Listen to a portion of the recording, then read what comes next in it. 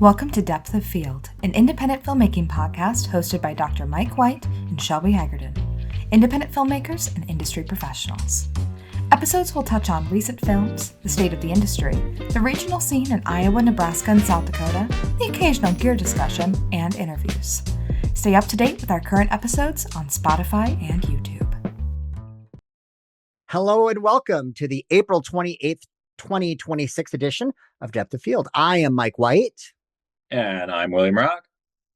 And today we have a very special guest on Depth of Field because I shouldn't say guest, but guest host rather. My good friend Will Rock has come over to go ahead and help us out.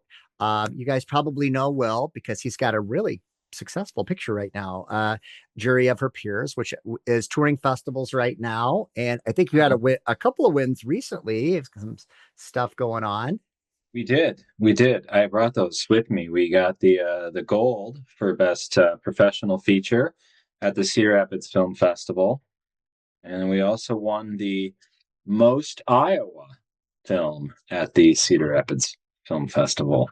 So yes.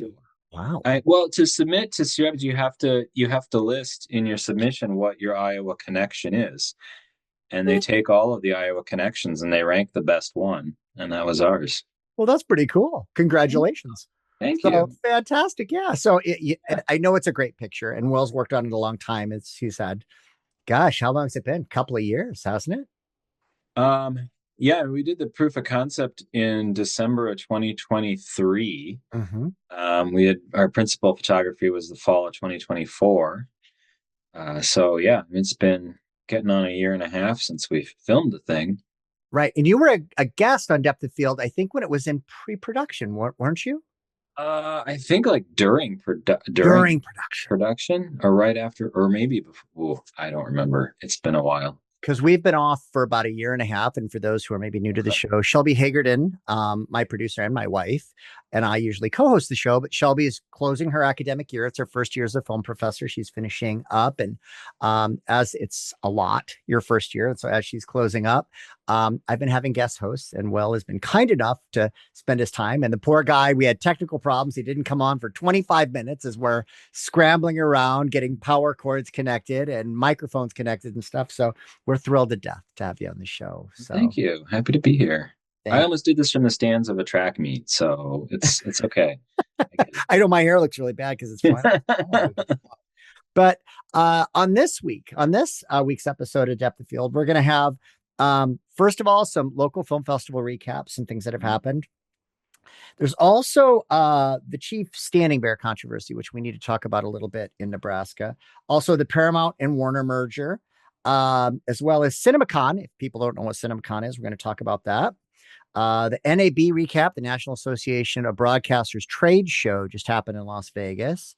And then also we have an interview with the Omaha filmmaker Gavin Lake. And Gavin is new. I'm a little embarrassed. I'm not sure if I've met Gavin or not. I think I have, but kind of one of those. But he's going to be new to the show. I haven't met. The name sounds familiar. I know we haven't met, so I'll be glad to. Yeah. Well, and he's an Omaha guy. So We're excited to have him. I know he'd wanted to be on the show quite some time ago. And then, of course, we were off while I was at UCLA and stuff. So we're happy to have him. So local news. Let's start out with that. We had some recaps. The Julian Dubuque International Film Festival just happened. I know that there were several, especially like the Cedar Falls, Waterloo folks were definitely there. They were doing some stuff. That's a pretty long event. That was April 19th to April 25th. It was their 15th year. Just so you know, that is an event. So if you're ever considering entering that event, they do they reserve right of first premiere. So if your film is screened any place, you should not submit because it'll just be rejected. So that is something you need to be aware of. But it's a good festival. It's only 3 hours from Chicago, so they get a lot of Chicago filmmakers. It's always ranked as one of the best values in film fests. It gets select things for like cool film festivals to go to and stuff like that. It isn't a qualifying fest to my knowledge, but I don't know. Have you ever been to Dubuque? I went to JDF last year just as a spectator. Yes.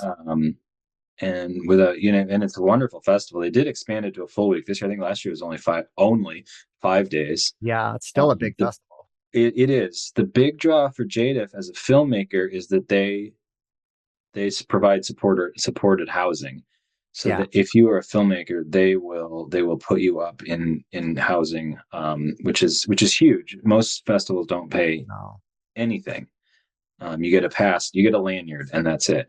That And I get encourages it because people it's to it's crazy travel. expensive. Yeah. Yeah, it encourages people to travel and come to your Yeah, event. yeah. So they get legitimate. They get international filmmakers who will Oh yeah. actually be there at the festival, which is awesome to be able to meet Mhm. those people and network with them. So And it's an international film festival. So, I mean, I think honestly, yes, it's probably the biggest truly. one in the central US. I mean, I can't think of, I mean, other than like Kansas, well, even it's bigger than the Kansas City ones, I I think. think so. Yeah. I mean, other than Chicago, Yeah, probably. then the Chicago ones, of I course. think Yeah. St. Louis is pretty big too, but Yeah, they do. but yeah, Yeah, it's pretty good size. for sure. We also, Benson in Omaha has got a film festival they've been doing for about 5 years. I had a whole bunch of my filmmakers from Wayne State. For people who don't know, I'm a professor at Wayne State. Um, they're they had films there, and they love that festival. And it's that festival is. I don't think I'm cool enough to go to that festival. They are like a lot of very hip, young, cool films and stuff there, and the filmmakers are kind of cool, and they have it's kind of a fun atmosphere. And it's in Benson. Benson's a really interesting, diverse place, and it's in a restored opera house there. It is very cool. So Yeah. and it's a newer festival, but it's a quality festival. It runs, I think, a few days. It's I think maybe 3 or 4 days. Um, and it is kind of a primarily shorts. I think there's a feature here and there, but primarily shorts festival. And it is, I think it's quite good. I think it's an up and coming festival. It's growing. We held our festival at Wayne State College, and this is Iowa, Nebraska, South Dakota film festival. And that is for students only. It's a 1 day, April 21st. We workshops and stuff. We had Andrew Kittlinger, who shot Lost on a Mountain in Maine. Yeah. I shouldn't say shot, but directed rather. Um, also, yeah. And then we just had really great guests. I mean, it was super fun, and it was great. It was a great day. And we also did some recruiting too. A big part of that is recruiting for the college. So that was great. Um, New event though, and this is if you're a Nebraska filmmaker, this is a must go to the Nebraska High School Film Championship. That was April 25th in Oh, North fun. Platte. 300 over 300 people came. Tons of films, workshops, very professionally ran. It's ran by Phil Willie, and Phil was actually a graduate student of mine and studied some film at Wayne, and he's fantastic. He's really, really good. And he held this championship, and it was unbelievable. Films Yeah. makers from all over. It was really competitive, great awards. Everybody got fed. It was It's huge. huge. I can't even imagine having resources like that at 15, 16, 17 years old No. to be able to do that. I mean, what a jump start. Yeah, we don't have anything like that in Iowa. So Yeah. Well, it's about time Nebraska has something. I think and I'm going to preach to the choir. I think Nebraska needs an Iowa, or like how we have Iowa Motion Picture Association in Nebraska or in Iowa. We need it's that. true. Yeah. We need it in Nebraska because Iowa Motion Picture Association does so much. And It's true.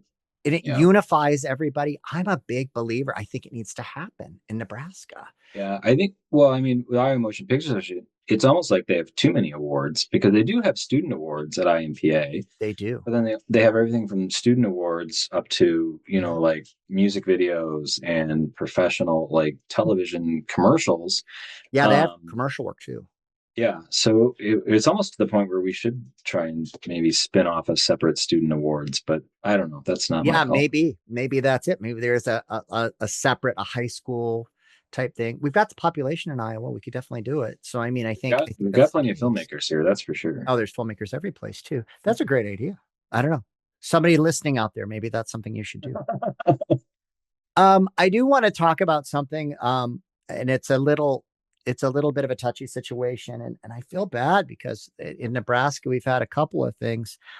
For people who have been paying attention, we had the fallen giant situation where we had a very large grant that was granted to some filmmakers there. And 5 million, right? yeah, yeah. And Yeah. I was wrong the last time we had the show. I said that they had used the smaller portion and they'd used over $3 million of the grant. Oof. And it's been really sticky. So that's happened, and then there's some accounting stuff that's going on with that. We're hoping that everything works out with that, but there's been another situation, the Chief Standing Bear documentary grant. It's been suspended, and one of the situations was, and for people who know much about film grants, and I actually won the green light this probably the last time it's ever offered in Iowa. Yes. Well, yeah, we'll see. Hopefully Yeah, they bring it back. hopefully they bring it back. But it was offered, and there was $5 million that was granted for this. And I'm not exactly sure where that came from. That could be historical. It could be. I'm not exactly sure. But the auditor, the state auditor, Mike Foley, he alleged the production company, which is called I Am a Man Production Company, which is IAM, they violated the contract because they did not have the $5 million matching funds. So if you get a grant, you have to have matching funds. So for example, if you want $10,000, you have to have $5,000, right? So you have to have matching funds to do that. They didn't have the $5 million. And they did there hasn't been a lot of evidence of the progress in this as well. So they've received over 4.1 million of this money. So most of the money is gone.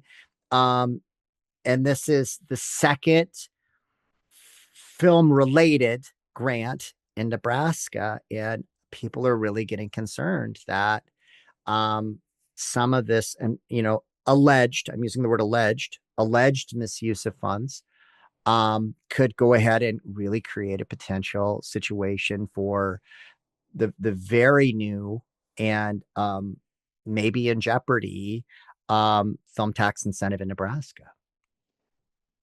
So I don't know. It is tough. I'm a professor in Nebraska, and we're trying to keep everybody working and stuff, and trying to grow an industry. So these kind of things certainly aren't helping. So um, we Yeah, will we've give been you through that more in on that. Iowa, so Yeah, we will give more on that as it develops. Okay, so on to national news. Okay, so the Paramount Warner merger has happened. We were kind of predicting that this would happen. The vote was actually, I think it was Thursday of last week, and it was kind of a surprise thing. Um, After they assessed the value of the two companies combined at $111 billion pocket change. fucking And around then money. the management and ownership of that 49.5% is owned by non-US investors. And this has brought up a lot of concern that some of the ownership is maybe from the Middle East. And there's a lot of things there that maybe people are concerned about. Now, 38.5%, I'm wrong there. It says 49.5% is owned by non-US investors.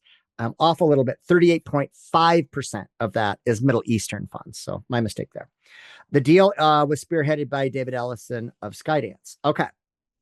One of the things, David Ellison has a huge personality, and I want to talk about that a little bit because he was really involved in the CinemaCon stuff. And Danny Van Diest, who is actually a cinema operator in Wayne, Nebraska, was at CinemaCon. So he and I had a talk this past week, and he was kind of reporting back about some stuff and what happened, and we can talk about that a little bit. So I guess he's just got a really big personality in that. Now, one of the things in this is David Zaslav. David Zaslav, who was at Warner Brothers Discovery, was to be let go because of the merger, and he was supposed to get a $550 million exit package, which got voted down. They are not paying him to leave, so I guess he's out the door without a tip. So that's one of those. I think it'll be okay. He'll be all right. I think he's going to be fine. He's not going to be, going to the unemployment office anytime soon. No. There's also been some regulatory stuff involved. One of the big issues is, and we brought this up on prior shows, is it a monopoly? And when we take a look at that, earlier there was, and I mentioned this before, there was 1,000 signatures by people in the industry that said, "Hey, listen, we don't want this merger to happen." And then when CinemaCon came, the timber really changed a lot. And I can talk about that a little bit from that. We'll just kind of jump over to CinemaCon. And I'm not sure how aware people are of that, but CinemaCon is this giant, I don't want to call it a trade show, but convention, I guess, for all of the theater owners in the country. And this happens at Caesar's Palace in Las Vegas. It's a giant thing. Lots of celebrities go. Everybody's pushing, they're pushing what's going to be, big in theaters because it gets the cinema owners excited and stuff too. So what happened is at the beginning of the week, everybody was very, very sour about the Warner merger.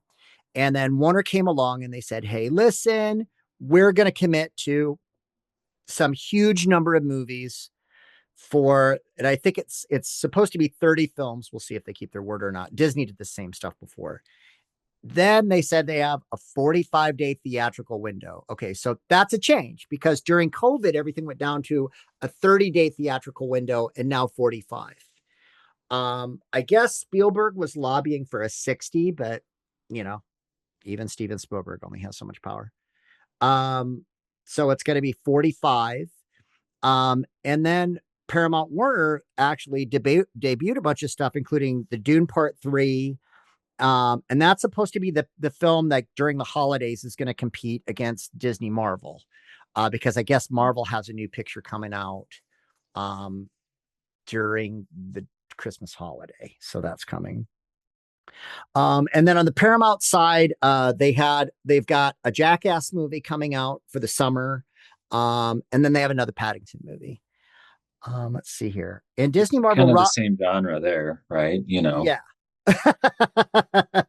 I'd kind of like to see that. Paddington versus Jackass. I would watch that. I'd like to see Paddington Goes Wild. Yeah. Yeah, for sure. I don't know. And then of course we've got Disney Marvel's had Robert Downey Jr. and Chris Evans. They're appeared for I guess the new Avengers Doomsday, the Doctor Doom movie. That's going to come out roughly about the same time as Dune. And then also they had some footage from the Mandalorian thing, which I think is going to be giant, as well as a new animated feature called Hexed. So that's going to be really big. Sony, who still owns or has rights to some of the Marvel properties, they confirmed Spider-Man Beyond the Spider-Verse, which is, something new that's coming up. That's for 2027. New footage, and then another Jumanji, and then a Starship Troopers. So everybody's just milking the heck out of their existing properties. Yep.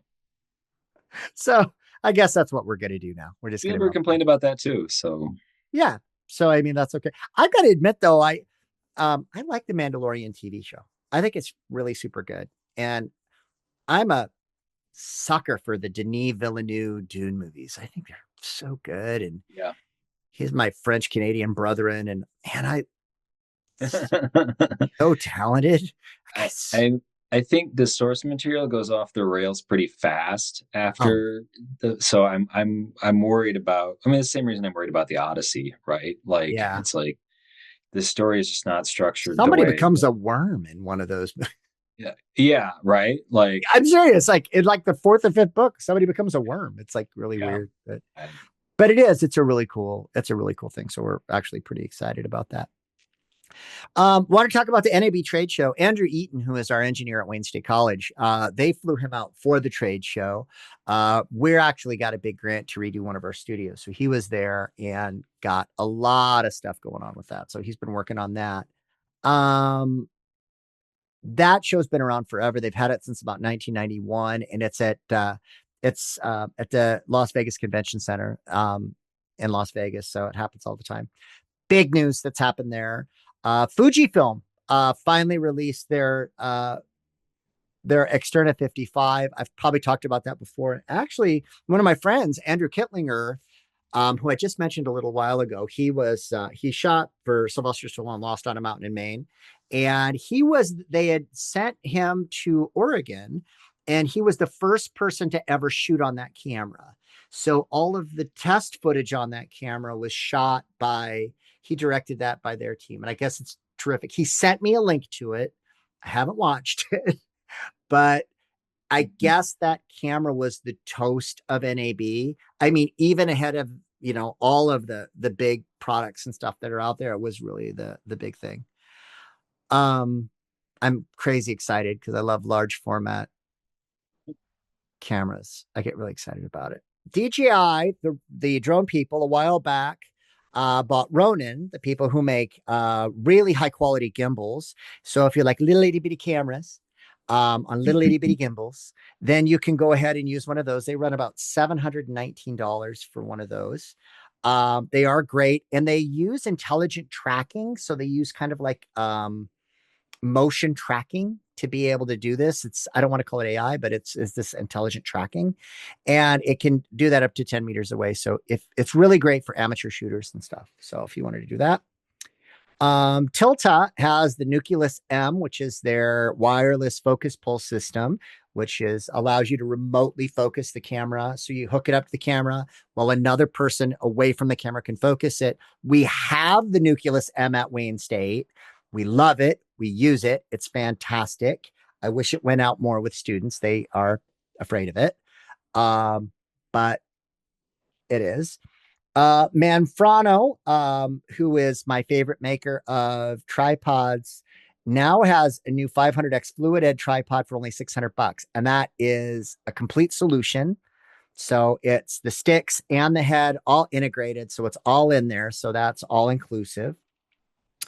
Dizo, which is one of my favorite lens companies. I actually shot the cross on a set of Dizo parfocals. They have a really neat new set of anamorphic lenses that everybody's talking about in their Pavo series. It's a 28 millimeter, 40 millimeter, and a 75. It's pretty expensive. It's $9,000. But it's a great set of lenses. I think our parfocal kit was about $9,000 too, but it's really, really great. And this is in the anamorphic budget category. Almost sure it, guys. DaVinci had a huge upgrade. DaVinci 21, which I'm going to use some profanity here. It had some AI enhanced features. And it also has CineFocus in there too. And you can look those things up. I'm not going to get into it on the show. And then there was a couple other things in the software category. There was a new thing called Lightcraft Spark, and it won the Greatest Innovation Award. And it is an AI-driven 3D tools. And then finally, Adobe did some changes to their color. So for people who love to edit, there's been some color changes. So I love to edit.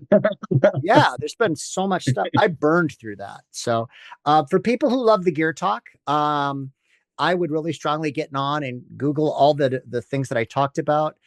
They do have some awards for best products. These are just primarily the filmmaking ones. So those are the things that I just had stuck out to me. Andrew came back with a lot of really cool stuff on lights. We've been really focused on changing to Fresnel-based lighting, really direct lighting. I'm sick of these LED lights that are just so soft, mushy balls of light. And I just want to have like more direct lighting. I don't know. Maybe it's just me because maybe I'm showing my age. Liking that, watching The Godfather, watching really direct lighting. I don't know, but who knows? Anyway, well, I think that wraps up that stuff. All right. On the next section of the Depth of Field podcast, we have Gavin Lake from Omaha here. And Gavin has been working on a new feature. So, Gavin, hi, how are you? Welcome to the show. I'm doing good. How are you doing? Good. Now, Gavin, we were talking a little bit before we were on air that I don't think you and I've ever met in person before. No, I think we've definitely been in the same spots a couple times. I think we run in, I think, similar-ish circles, and I've talked to Shelby a few times, but I don't think you and me have ever actually sat down and talked. Probably at Flatwater or something like that, I suppose. Yeah. And Flatwater's going to be big this year, so it should be super fun. So we should have a really good time. But Gavin, you're from Omaha. I know you've been working on a project. I wanted to introduce you to my friend Will Rock. Will is co-hosting today. Oh, hey, Gavin. So I'm going to let Will get us started. You. Yeah. Yeah. So Rock, Lake, and White, we either need to start a law firm or like a 70s band. I like that. Yeah. I don't have long enough hair. You guys do. RLW is what they'll call us, all of our fans. Yes. Love it. Well, Gavin, tell us how you've first got started in directing. So I actually started out as a writer when I was much younger, and then the more I got into filmmaking, the more I became a little bit of a control freak, and that's usually how you get started as a director, is you start wanting a little bit more influence over what you're writing. And so yeah, so I started writing. I got this really nice opportunity when I was 17 to actually go down to the University of Nebraska Lincoln and direct this big freshman project that they all did, and they let me kind of be the leader of it, and I ended up managing a 25 person crew on that, and Your Crazy. first time out, you managed to yeah, 25. no, In it high was, school. Yeah. with the exception of the Incredible. very first movie I ever made being something I did all by myself. This was the second. That was the second movie I made, and so I went from one person to 25. Wow. And yeah. And then, so your education was really more as, I mean, did you go to school for filmmaking, or are you self-taught? I went to film school for 4 days, and then I left. I decided I This is decided not I'd rather. for me. Yeah. Yeah.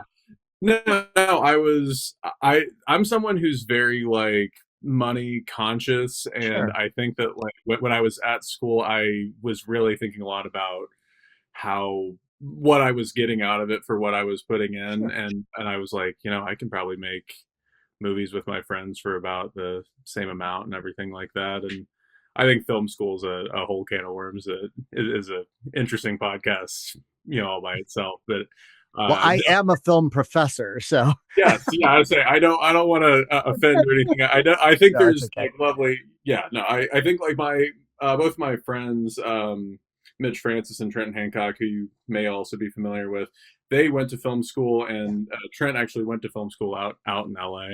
Oh, And sure. yeah, and so I definitely love both sides of it, and the collective of all of us, we get to approach it from all Right. the different angles. No, of course it's great to have fun, and it it's not always a fit for people too. I Sometimes was it is, sometimes it I isn't. was a horrible student, so I think I was gonna be done for no matter what. No matter what. Yeah. Well, tell us a little bit. So you had I Refuse to Die in Omaha was your feature, and then tell us a little bit about the film that you're working on now and how that idea came into being. That's quite a title. I Refuse to Die in Omaha. Yeah, no, and we put Nebraska at the end of it too, because we weren't sure everyone was going to recognize Omaha. So the official title is I Refuse to Die in Omaha, Nebraska. But yeah, it came about because it was me and my creative partners, Mitch Francis, Trenton Hancock, Bobby Hurley, and Caleb Kirilov. I mentioned them because I wouldn't be doing this if it wasn't for them. But we kept making short films, and we kept getting a little bit bigger in scale. And then there was one that we were making, and I was like, I think we're like ready. I think this is kind of where we make that jump, because we've been talking about making a feature film for years. So I started writing, and I had a little bit of time, because when I started writing, the feature was in 2020, so we were all staying inside a little bit longer. And then I put through the money together, and we got about $5,000 in total, and then we shot the thing, and yeah, it was our film school, very much so. So with that being said, Mhm. I know you were talking a little bit about raising the money and some of that thing too. How did that tell me about like the script development in this? Where did the idea come from, and how did this get all formulated? Yeah, so the idea of the script, I think, kind of took a couple iterations, but it ended up kind of becoming this thing where I was in a pretty rough spot in my life, and I like to put a lot of like my own life into my writing. And that was kind of a point in my life where I really needed to kind of believe in happy endings, and I was super, I was really interested, and I was really drawn to films that were like very earnest, almost obnoxiously so, like very sweet films like that. And it was something that I realized I could make. And it was actually the movie Clerks, which I don't want to sound too arrogant when I say this, but I was watching Clerks, and I was like, well, we could make something like this. Like this doesn't seem that out of reach I for think us. they would love that you got that out of that film. Good. I mean, obviously, Clerks is an incredible movie, but yeah, that was where I was like, I think we could do something like this, and I wrote a script with about a $10,000 budget in mind, something that we could shoot in our houses with our cars, with our clothes, and things like that, and so we could bring it to fruition and focus on the filmmaking as much as we can. Okay, I'm going to put you on the spot a little bit. So why don't you give us just a plot summary for us so everybody gets kind of an idea? Because I mean, we've been talking about the film kind of ambiguously. So give us a plot summary of this picture. The log line is three actors who live in Omaha decide they want to move to LA, and it's a night in their lives after they make that decision. Is my quick, easy way to kind of describe the whole thing to you. Very Linklater-esque, kind of that 24 hours in somebody's life. Yeah, it's very much like it got compared to Dazed and Confused quite a bit because we got to premiere it, and the thing I heard a lot was it was like Dazed and Confused or American Graffiti on skateboards. That's funny. Yeah, that's really good.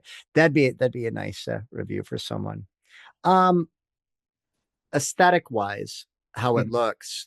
Were those decisions you made, or were those crew decisions? So let's talk about the look of the picture. How did you come to some agreement on that?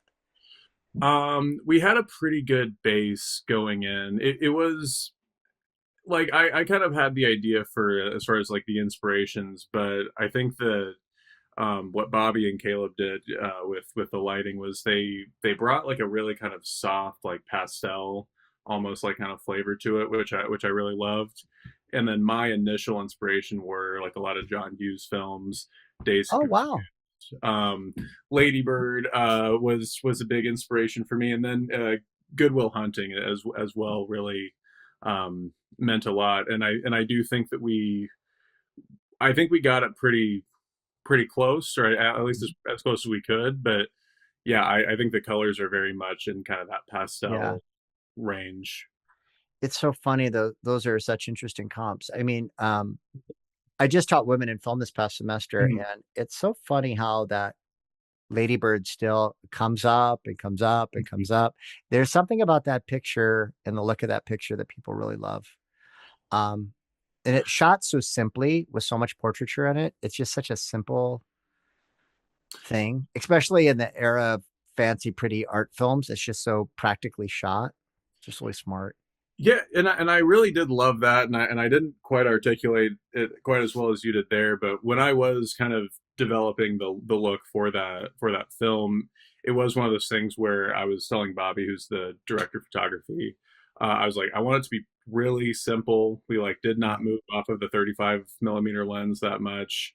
We really went more intense with like the colors, but as far as like the shooting and the composition and everything like that, it's pretty simple, and I tried to let the actors and the performance drive the film as much as I could. I love that stuff. Those New York filmmakers, Noah Baumbach, Greta Gerwig, Tamara Jenkins, those are my favorites. Those very practically, very simply shot, leaning on story. I just absolutely love all that stuff. So it's really cool. I'm really glad. Awesome. Yeah, it's kind of the meat and potatoes cinema is kind of what I call it, and I do think that I Refuse to Die in Omaha, Nebraska is somewhat of a mumblecore film set in Omaha, which I do think has attracted some people to it as well, which I love. I'm happy that people like it as much as they do.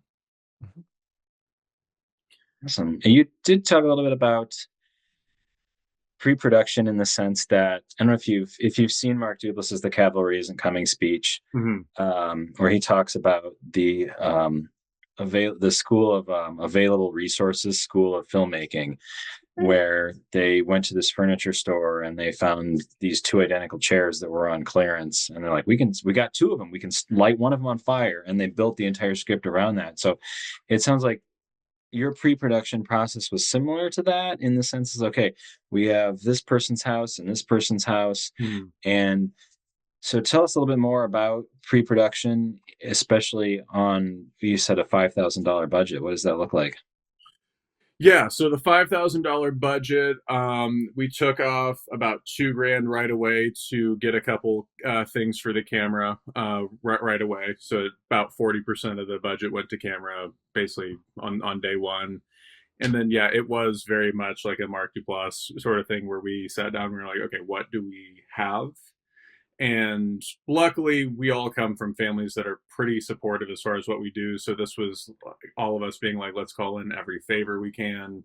Like, let's really swing for this and see like what we can do with our first foray into feature films, because we had all been making movies together, and we made probably, I'll say, 20 short films probably in the Oh, 5 years prior to us making our fuse. And so as far as like the onset stuff and how like we built our process, that was something we were pretty used to, but it was kind of that taking stock of inventory. And yeah, and I mean, I had a wardrobe designer, and she's been working with me for years, and for that 6 month period before we started shooting, she would go out to thrift stores and she would Venmo request me for the clothes that she bought for the film. And so that was my relationship with her for a little bit, was through Venmo, and getting all those things from the thrift stores and things like that. yeah. Sounds like my daughter. My daughter's production designer.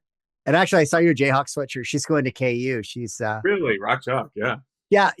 They have one seat in their production design program in graduate school. She won the one seat. Wow, So she's gonna go there, full ride, everything. Well, she's a graduate student. She's gonna get her MFA there. So she's taking after her dad. And well, we that's can't we incredible. don't call Shelby the stepmother. We call her the step hottie because Shelby's too young to be a stepmother. Yeah. So she's taking after her dad and the step hottie. So that's kind of the case. So she's gonna do that. So yeah, she's still getting used to it. We're gonna head down to Lawrence this summer and get her. I love. Have you been to Lawrence much? Yeah, we loved it actually. Okay. Talk about film school. Oh my Yeah, gosh. for real, for real. Oh, 10,000 That's square foot studio. They have an Arri Alexa, in-house, cook lenses. I mean, it's like, who gets to do this? We compete against them actually at the Bison Collegiate Film Festival. And might I add, we have beat them twice. But they are very good. We love them. They're our big rivals, whether they know it or not. They're our big rivals. We love them. So Yeah. it's really cool. But anyway, I don't mean to get sidetracked, but Yeah, no, absolutely. I will always talk about KU and in any oh yeah, context of praise. Yes, gorgeous, beautiful school. So I'm so proud of my daughter going there. Yeah.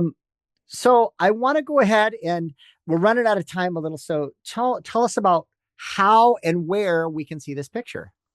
Yeah. So I Refuse to Die in Omaha, Nebraska is on grimtenacity.tv. It's Nathan Romanesser's streaming service. Okay, we'll get that up on the screen. Yeah, and you can rent it or you can buy it, and then you can also get a DVD as well, and you can get a signed Blu-ray from me as well. Whoa! Yeah, I'll save a spot on my shelf. well, thank you so much. I appreciate that. That would be great. So anyway, well, thank you so much. I'm dying to see the picture and stuff too. Has it been? I'm trying to think festival wise. Has it been at Flatwater or any place yet? We decided to not do the festival because we ended up getting it done in August, so it was like just at a very weird time in kind of the festival. And I'd still submit it though. I think everybody wants to see it in the theater. Absolutely. And what we kind of decided was we got it to this point where we could premiere it or not premiere it, but first look at it, because film festivals don't like premiere.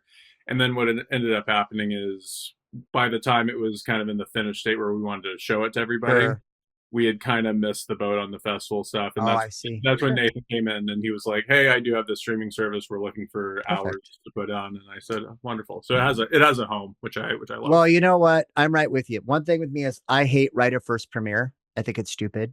And people could throw stuff at me, or maybe I make people angry, but I think right of first premiere is stupid, unless you're a top 10.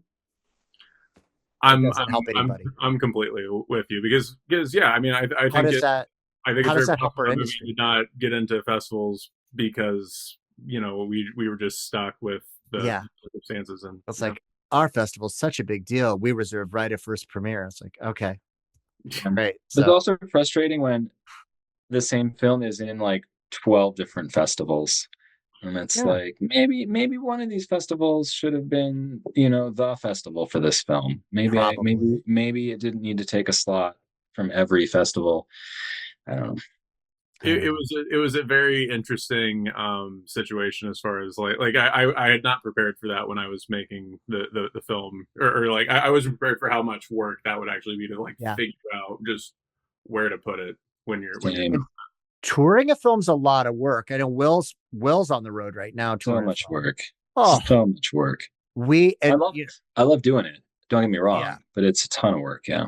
touring films is tough. And Shelby and I are on the road. I mean, almost every other weekend we're at a festival. If it's either school related because we're teaching, Mhm. or we're pushing one of our films. So we're on the road constantly.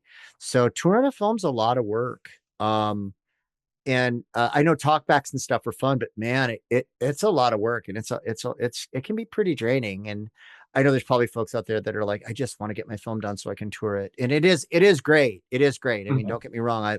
It's great to have people love your work and talk about your work, but it is a lot of work. It's a lot of nights in hotel beds, Yeah, no, I agree. You feel like a rock star, but you also feel like a rock star at the end of it too. You're exhausted, but it's amazing in the moment. Yeah.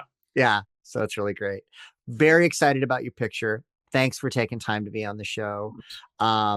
Also, Will, I cannot tell you how much I appreciate you stepping in, helping Shelby out, being on the show tonight. I'm happy to be here. Oh yeah, it's just great. Now I've been told Shelby's going to be on the next episode as we get in, but I wanted to thank everyone for tuning in, tell your friends and stuff and everything too. So we're going to be back in a couple of weeks with another episode. I know I promised some Iowa Motion Picture Association announcement stuff, but this episode was so big. There was just so much news. We couldn't get to it. So we're going to get to that. Also, we're hoping to have a preview of the Cannes Film Festival in France for all of my European film loving friends, so we can do that too, because I've got to be a little pretentious. It's my way, so we've got to get that taken care of. So until next time, thanks for tuning into the Depth of Field. I'm Dr. Mike White, and thank you to Will Rock for pinch hitting. We'll see you next time. Bye. Thank you for listening to Depth of Field, and check us out on YouTube and Spotify, where we post new episodes every 2 weeks.